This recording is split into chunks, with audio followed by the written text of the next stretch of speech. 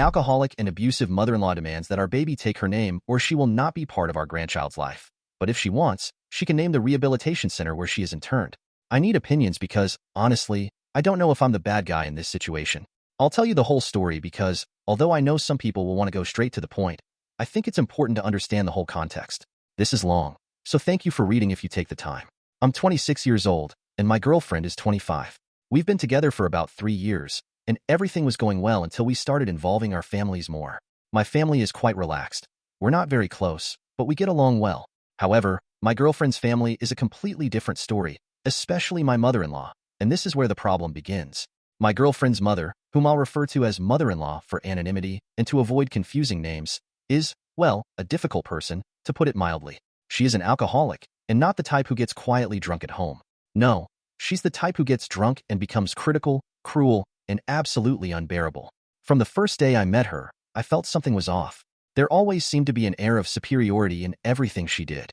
No matter what I said or did, she always had a sarcastic comment ready. At first, I tried to ignore it, thinking maybe it was just her way of being or that she was having a bad day. But after multiple interactions, I realized this behavior was typical. On the other hand, my girlfriend is incredibly sweet, and sometimes I wonder how it's possible she grew up in that environment and is still so wonderful. What bothers me most is not how she treats me, as I don't care what a woman like her has to say to me. I don't consider her part of my family, but how she treats my girlfriend. No matter what my girlfriend does, it's never enough for her mother. She is critical, dismissive, and generally a horrible person to be around. Whenever they talk, my girlfriend ends up crying, or at the very least, extremely upset. I remember one particular incident that perfectly illustrates the type of person my mother-in-law is. It was during Thanksgiving dinner last year. We were at my girlfriend's parents' house, and everything seemed to be going well at first. My mother-in-law was, as usual, with a glass of wine in hand and had already started with her typical passive-aggressive comments. My girlfriend had made a pumpkin pie, her favorite, and was excited to show her mother how well it turned out. When my mother-in-law tasted the pie, she frowned and said, "Oh, dear. I guess it's good that you're not a baker because this is, well, let's just say at least it's edible." My girlfriend's face fell. She had worked so hard on that pie, was so proud of it, and her mother crushed it in seconds. I remember how my girlfriend looked at me, trying to hold back tears, and that's when I decided I wasn't going to let my mother-in-law keep treating her that way. After that incident, my girlfriend began to distance herself from my mother-in-law. We decided to limit our interactions with her and not let her comments affect us. But of course, that's easier said than done, especially when your partner has a complex relationship with her mother and she gets along well with her father, so it's not as if she can just stop seeing her. Fast forward to a few weeks ago when we discovered we were expecting a baby. It wasn't planned, but we were both excited. The news filled us with joy, and we began to think about the future, how we wanted to raise our child, and all the good things that awaited us. My girlfriend decided to tell her father first, with whom she has a much better relationship than with her mother. He was happy for us, and although he didn't meddle too much, he gave us his blessing and said he was there to help us with whatever we needed. However, somehow my mother-in-law found out about the news. I don't know if it was because she overheard her husband or because someone else told her, but suddenly she started calling us and leaving messages insisting that she needed to speak with us. When we finally decided to confront her, we were already prepared for the worst. We knew she would have some exaggerated reaction, but honestly, we weren't prepared for what happened next. My mother-in-law quickly began to make demands. The main one, and the one that surprised us the most, was that the baby should have her name. I won't say what it is, but let's just say it's an old-fashioned name, and neither my girlfriend nor I considered it at all. Additionally, we don't want our future child to remind us of our mother-in-law. When we told her we hadn't decided on a name yet and that ultimately, we would be the ones to choose our child's name, she went crazy. She literally started screaming that it was her right as a grandmother and that if we didn't let her choose the name, she wouldn't be part of the baby's life. My girlfriend and I were shocked. We couldn't believe what we were hearing.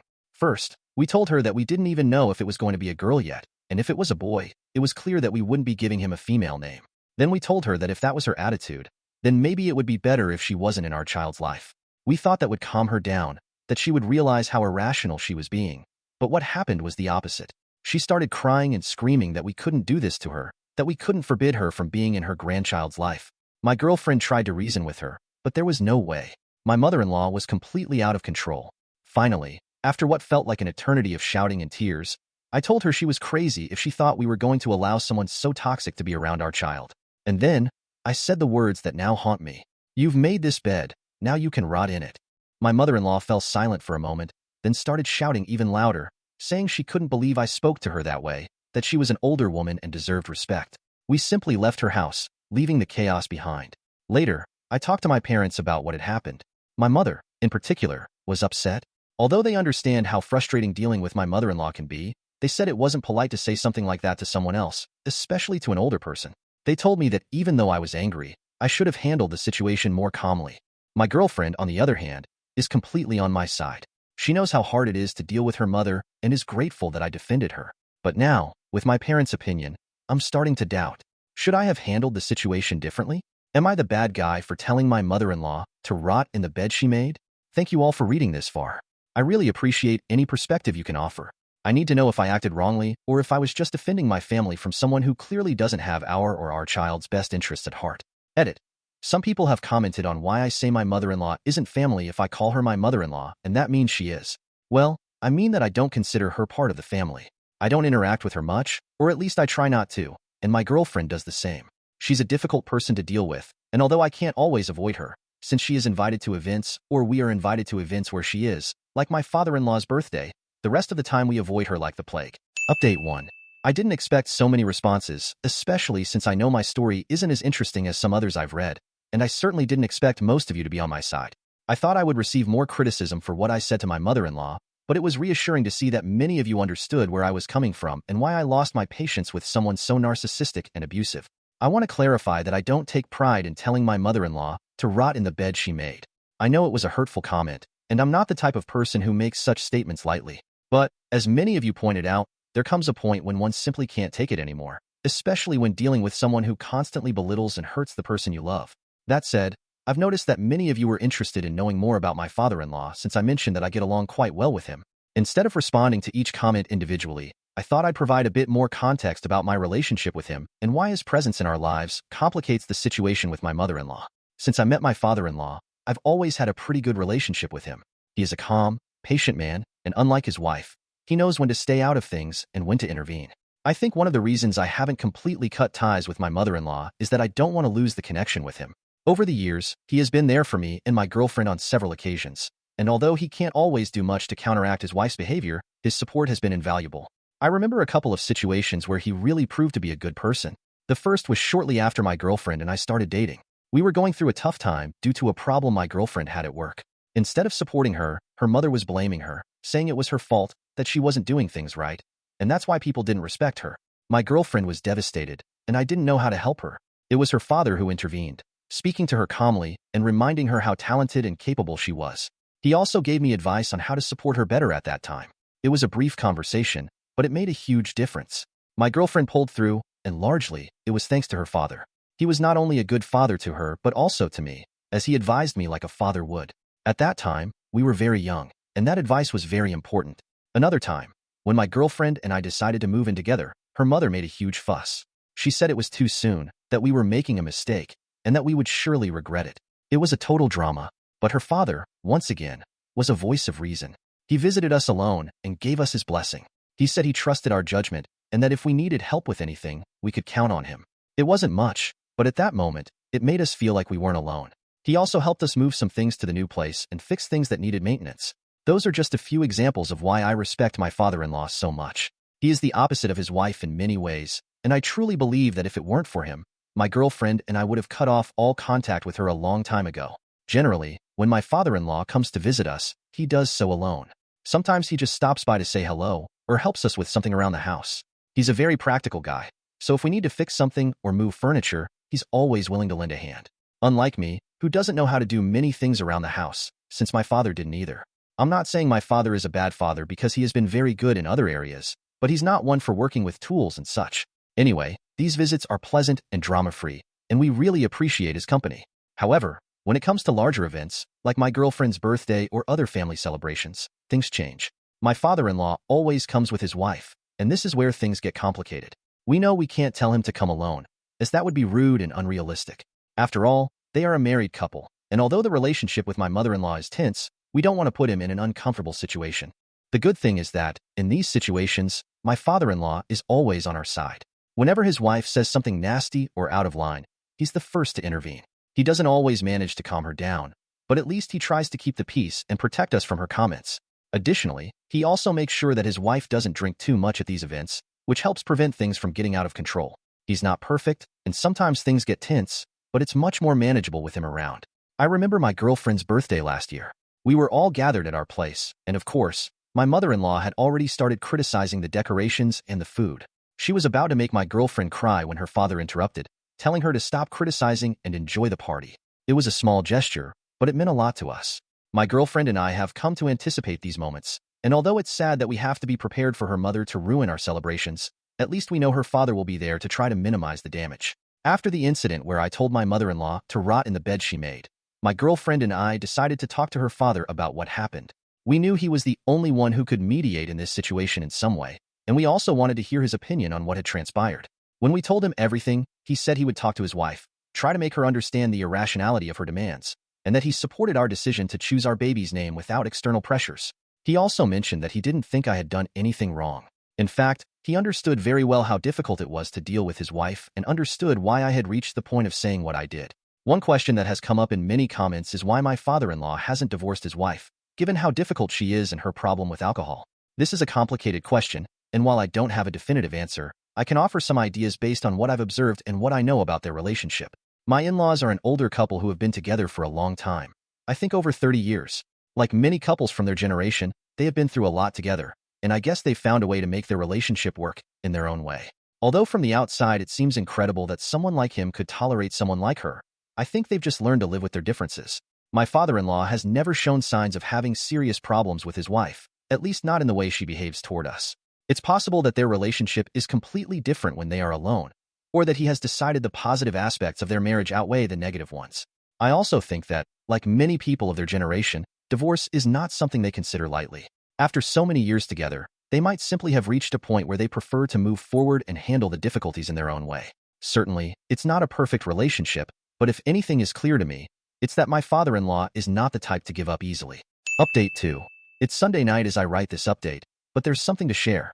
We went to my girlfriend's aunt's birthday party, and although we knew my mother-in-law would be there, we never imagined things would spiral so out of control.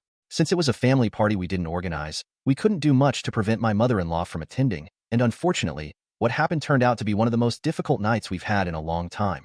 The evening started off relatively calm, but we all knew it wouldn't last. My mother-in-law, as expected, started drinking the moment she arrived. Her husband, my father-in-law, did everything he could to keep her calm. He tried several times to get her to moderate her drinking, reminding her that she was at a family gathering and needed to behave. He even went so far as to hide her glass a couple of times, hoping she would at least take a break between drinks.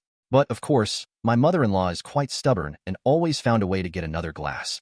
By the time she reached her third or fourth glass of wine, her tone of voice had risen several decibels, and she began making increasingly inappropriate comments. The situation became uncomfortable with a distant cousin. My mother-in-law, without any filter, loudly told her that it was a good thing she hadn't brought her boyfriend because he was nothing but a good-for-nothing. What she didn't know, or perhaps hadn't realized, was that the cousin's boyfriend had arrived a bit later because he had to work that day, and they had arrived separately.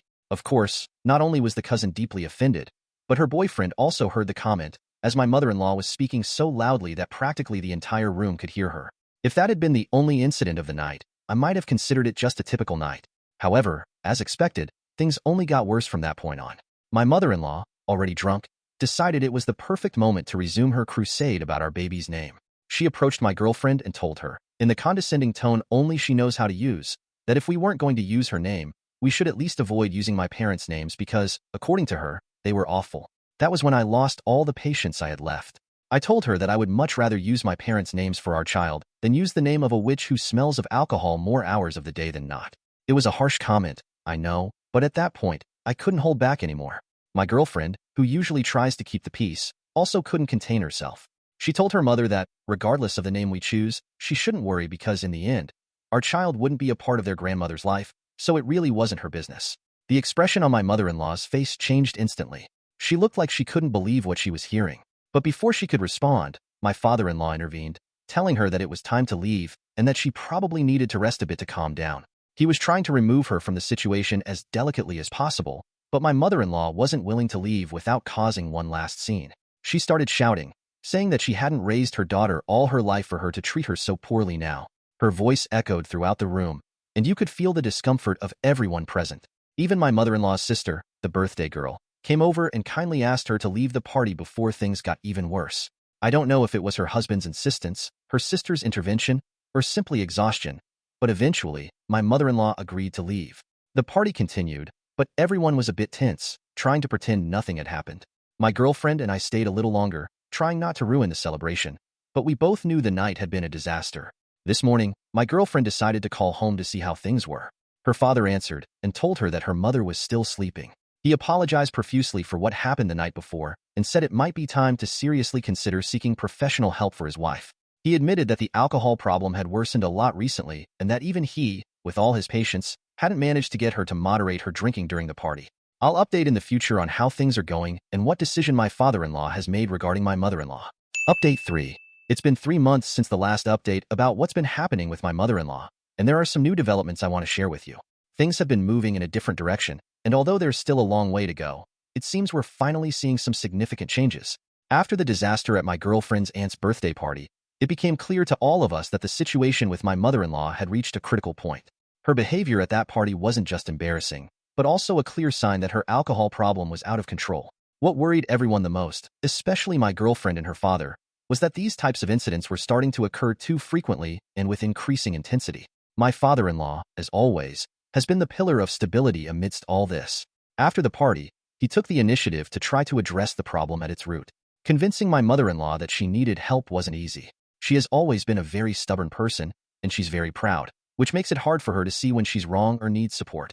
However, after many attempts, tense conversations, and a family intervention that included her sister, she finally accepted that she had a problem that needed to be addressed. It was her sister who, after speaking to her privately, managed to make her see that what happened at the birthday party wasn't an isolated incident, but part of a destructive pattern that had been escalating over time. My mother-in-law hasn't reached the point of acknowledging that she was wrong with my girlfriend and me all this time. She hasn't apologized or shown any signs of remorse for the things she's said and done. But, while this is frustrating, both my girlfriend and I are trying to be patient, and we hope that the treatment she's receiving will eventually help her see things more clearly. Some of you suggested in previous comments that alcohol might have been the main cause of her behavior towards us all this time. It's an idea we've considered, but my girlfriend has a slightly different perspective. She believes that while alcohol certainly exacerbates her behavior, her mother has always been like this, even before she started drinking so frequently, although she has always drunk. According to my girlfriend, her mother has always had that difficult character, that need for control, and that hurtful way of speaking. Alcohol has just amplified those traits, making her more uninhibited and therefore more prone to acting without a filter. For me, it's a bit hard to stay optimistic. Part of me wants to believe that the treatment will really make a significant difference and that over time, not only will my mother-in-law stop drinking, but she will also change the way she interacts with us. I'd like to think that if we can overcome this obstacle, the family dynamics could improve considerably. However, I can't ignore the reality of what we've experienced so far. As I mentioned before, my mother-in-law has always been a difficult person, and I'm not sure that alcohol is the only cause of her behavior. It's possible that even if she manages to control her addiction, those aspects of her personality that have caused so many problems will still be present. I think that's another issue that also needs to be addressed. My girlfriend has been in constant contact with her father, who keeps us updated on how the treatment is going and how her mother is feeling. The only way to know what will happen is to wait until her treatment is over. She is now in a rehabilitation center, and only her sister and her husband have visited her. My girlfriend hasn't wanted to go, and well, neither have I for obvious reasons. Update 4. This will be a brief update to let you know that my mother-in-law finished her alcohol treatment 2 weeks ago. And no, she hasn't improved much in her character after that time. We knew it was a very slim chance, but it didn't happen. I haven't visited her, but my girlfriend has gone to see her, and while she mentioned noticing some changes, the truth is she's still the same as always, just without alcohol. It's not the best news in the world, but at least alcohol is no longer part of the equation. At least for now, as we know that people with alcoholism can suffer relapses. Still, my girlfriend and I believe it's best for my mother-in-law to stay away from our baby's life when he or she is born. Edit. She hasn't apologized to my girlfriend during her visit. She just acted as if everything was normal,